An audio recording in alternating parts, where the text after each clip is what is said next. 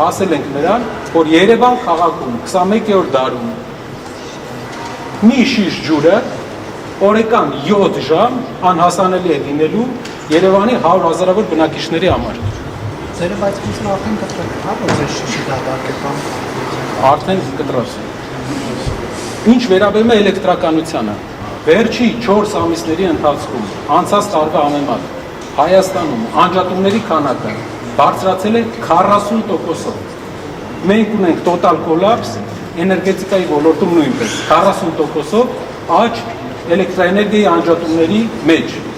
Ջրի մեջ ունենք անկում մատակարարման, էլեկտրաէներգիայի մեջ ունենք աճ անջատումների եւ մեր արտաքին քաղաքականության սխալ քաղաքականության արդյունքում մենք վտանգում ենք նաեւ գազամատակարարումը մեր երկու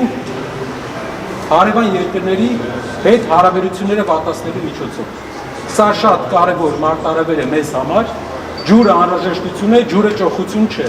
Եվ մենք պետք է հարցը կարողանանք լուծել նորմալ կառավարման արդյունքում մեր երկրում սա պետք է հարց չլինի։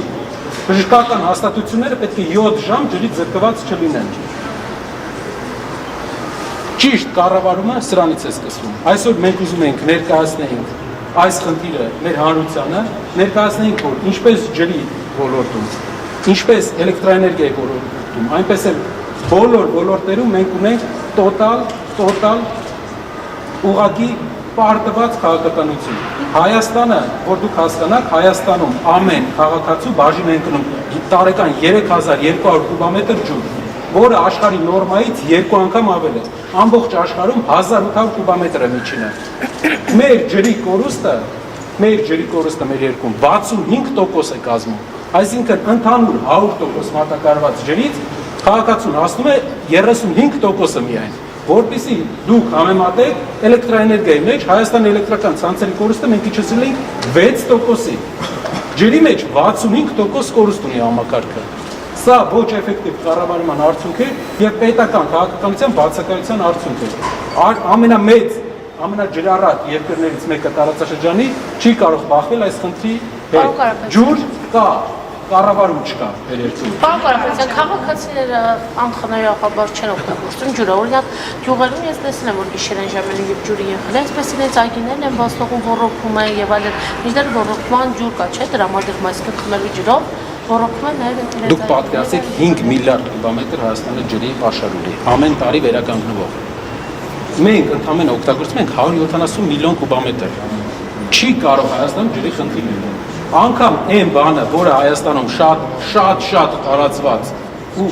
որը Հայաստանում որևէ խնդիր իրենից չի ներկայացնում, անկամ այդտեղ մենք ունեցանք կոլապս մեր երկրում։ Պարոն Կարապետյան, կորուստների նվազեցում, ինչպես եղել է ժամանակին էներգետիկայի մեջ ժամանակին 20-30% կորուստներ է եղել։ Իջել է 6%-ի։ Կորուստների նվազեցման քաղաքականությունը պետք է լինի էներգետիկայի գծով փոխնախարար, պետք է լինի էներգետիկայի գծով նախարար ընդհանրապես, պետք է լինեն պատասխանատուներ,